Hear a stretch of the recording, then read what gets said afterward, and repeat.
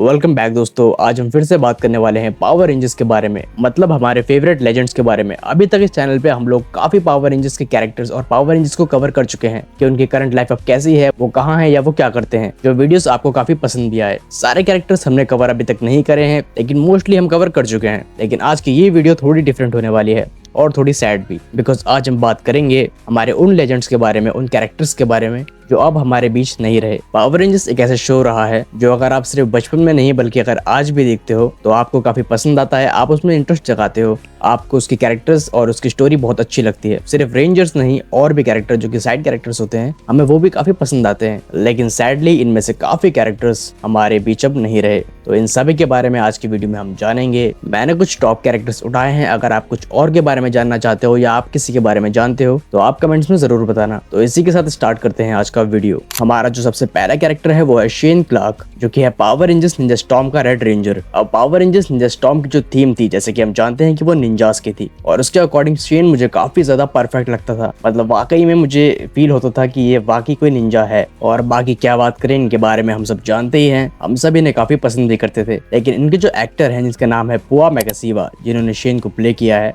ये भी काफी शानदार पर्सनैलिटी थे फैंस के बीच में, और फैंस इन्हें काफी पसंद करते थे। लेकिन सैडली 11 मई 2019 इस दिन इनकी डेथ हो जाती है, और बाद में पुलिस ये कंफर्म करती है कि इन्होंने सुसाइड किया है। लेकिन पुआ की जो लाइफ थी, कहा जाता है कि वो बिल्कुल भी नॉर्मल नहीं थी। उनकी दो शादियां हुई थी, एक 2012 में हुई थी जिसका डिवोर्स हुआ था 2015 में, और दूसरी हुई थी 2018 में। और ये काफी मेंटल हेल्थ से भी गुजर रहे थे, साथ ही बहुत ज्यादा अल्कोहल भी कंज्यूम करते थे। और बताया जाता है कि इनकी पर्सनल लाइफ यानी कि इनकी रिलेशनशिप लाइफ भी काफी प्रॉब्लमैटिक थी, मतलब नॉर्मल नहीं थी, और ये सब में भी कारण बना इनके सुसाइड के। और पुआ मैकासीवा की एज सिर्फ 38 ईयर्स थी। थोड़ी सी डार्क बात है, लेकिन अगर आप किसी सीरीज में इन्हें देखोगे, I mean Ninja storm power rangers में देखोगे, तो हम सोच भी नहीं सकते कि आगे जाके ये आदमी ऐसा कर सकता है। Well may his soul rest in peace. हम बढ़ते हैं अपने नेक्स्ट कैरेक्टर की तरफ। अगले दो कैरेक्टर्स के बारे में मैं आपको पहले भी बता चुका हूँ, इसलिए पहले जल्दी उनके बारे में बात कर लेते हैं। पहला है टॉमी ऑलिवर का कैरेक्टर, और इसके बारे में आपको क्या ही बताऊं,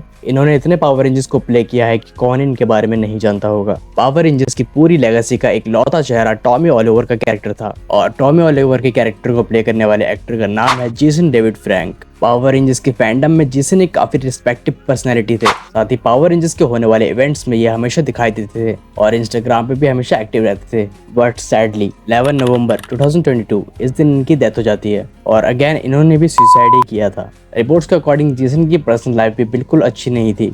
इनकी भी दो शादियां हुई, लेकिन इस बार इनकी दोनों ही शादी नहीं टिक पाई। एक 1994 से 2001 तक, और दूसरी 2003 से 2022 तक। कहा जाता है कि वो मेंटल हेल्थ स्ट्रगल से काफी ज्यादा गुजर रहे थे, साथ ही डिप्रेशन जैसी प्रॉब्लम और पर्सनल इश्यूज और अपने करीबियों को खो देना। कहा जाता है कि ये सब चीजें नहीं सह पाए, और अगेन हमने एक और लेजेंड को इसी तरह से खो दिया। जेसन की एज सिर्फ 49 ईयर्स थी। और नेक्स्ट है पावर रेंजर्स मिस्टिक फोर्स की व्हाइट रेंजर यानी कि उडोना। पावर रेंजर्स मिस्टिक फोर्स में से अगर आप उडोना के कैरेक्टर को हटा देते हो तो वो पूरी तरह से अधूरा हो जाएगा। सिर्फ एक बार पावर रेंजर्स मिस्टिक फोर्स में दिखने के बाद भी उडोना का कैरेक्टर हर पावर रेंजर्स फैन को बहुत ज्यादा पसंद है, और इस अमेजिंग कैरेक्टर को प्ले किया है एक्ट्रेस पीटर रेटर ने। और पीटर रेटर उडोना की कैरेक्टर की वजह से ही पूरी दुनिया में जानी जाती है। 20 जुलाई 2010 को इनकी डेथ हो गई थी ब्रेन ट्यूमर की वजह से। उनकी इस बीमारी के बारे में उनको और फैमिली को काफी लेट पता चला, और इसी वजह से उनके ट्रीटमेंट के लिए ज्यादा वक्त नहीं मिल पाया, और सैडली 50 की एज में पीटर की ब्रेन ट्यूमर से ही डेथ हो गई।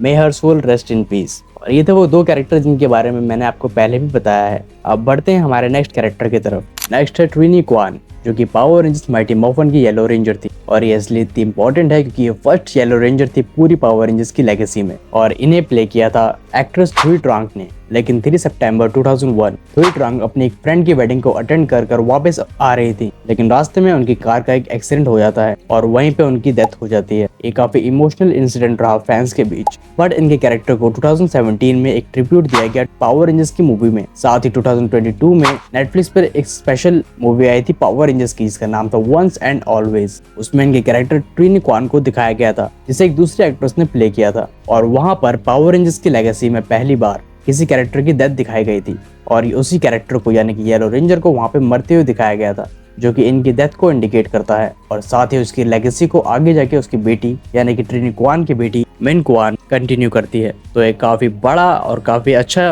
ट्रिब्यूट था थुई ट्रांग को। अब बढ़ते हैं हमारे नेक्स्ट कैरेक्टर की तरफ। जो कि है ज़ोर्डॉन, पावर रेंजर्स की लेगेसी का सबसे ग्रेट और सबसे फेमस मेंटोर। सच में ज़ोर्डॉन को देखकर जितना मजा बचपन में आता था उतना किसी को देख के नहीं आता था, और मैं हमेशा ये सोचता था कि कब ये अपने इस क्लास से बाहर आएगा। तो हम बात करेंगे इनके वॉइस एक्टर के बारे में, बट इन्हें वॉइस देने वाले 2 एक्टर हैं।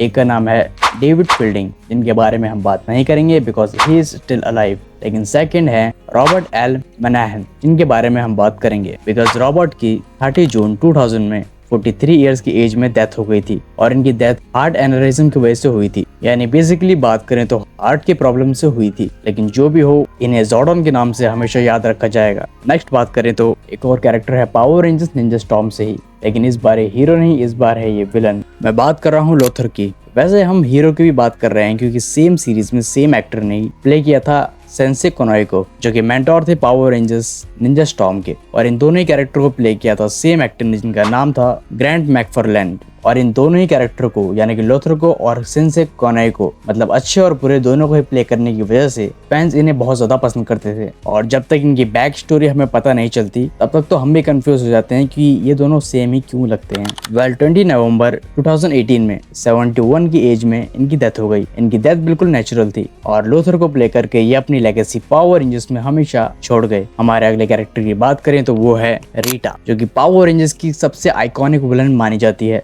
लेकिन रीटा हमेशा एक विलन नहीं रहती। बहुत कम लोग ये जानते होंगे कि रीटा बाद में अच्छी हो गई थी। मतलब जो ज़ोर्डॉन होता है वो गुड एनर्जी के जरिए अच्छा बना देता है, और उसके बाद रीटा बन जाती है मिस्टिक मदर, जिसे हमने देखा था पावर रेंजर्स मिस्टिक फोर्स में। अब ये काफी कमाल के कनेक्शन थे जो कि उस टाइम इन लोगों ने बिल्ड किए थे, और डायरेक्ट इसे जोड़ा पावर रेंजर्स मिस्टिक फोर्स से। लेकिन आपको ये जान के हैरानी होगी कि जिस एक्ट्रेस ने रीटा को और मिस्टिक मदर को प्ले किया था यानी कि माचिको सोगा, वो पावर रेंजर्स माइटी मॉर्फन में कहीं नहीं थी। मतलब उन्होंने वहां पर एक्ट नहीं किया था। उनके जो रीटा के सीन्स थे वो ओरिजिनल जापानीज सेंटाई सीरीज से डायरेक्ट लिए गए थे, यानी कि माचिको ने यहाँ पे रीटा का रोल प्ले नहीं किया था। उनके जो scenes mighty Marfan power rangers में हमने देखे थे वो ओरिजिनली जापानीज सेंटाई सीरीज के थे, और यहाँ पे उन्हें इंग्लिश डब करके दिखाया गया था, और हमारे यहाँ तो हिंदी डब हो गया। लेकिन जैसे कि मैंने आपको मिस्टिक मदर की बात बताई, उन्हें ओरिजिनली इन्होंने ही प्ले किया था, यानी कि पावर रेंजर्स मिस्टिक फोर्स में मिस्टिक मदर को माचिको सोगा ने ही प्ले किया था। 2005 में माचिको को पैनक्रियाटिक कैंसर हो गया, लेकिन ट्रीटमेंट के बावजूद 7 मई 2006 को उनकी डेथ हो गई। उस वक्त उनकी एज 68 थी, और सैडली वो हमारे बीच अब नहीं रही। अब आते हैं नेक्स्ट और लास्ट पर, जो कि है लॉर्ड जेड, एक ऐसा विलन जो कि सच में एक विलन है। मतलब पावर रेंजर्स का सबसे परफेक्ट विलन और सबसे क्लासिक, सबसे आइकॉनिक विलन।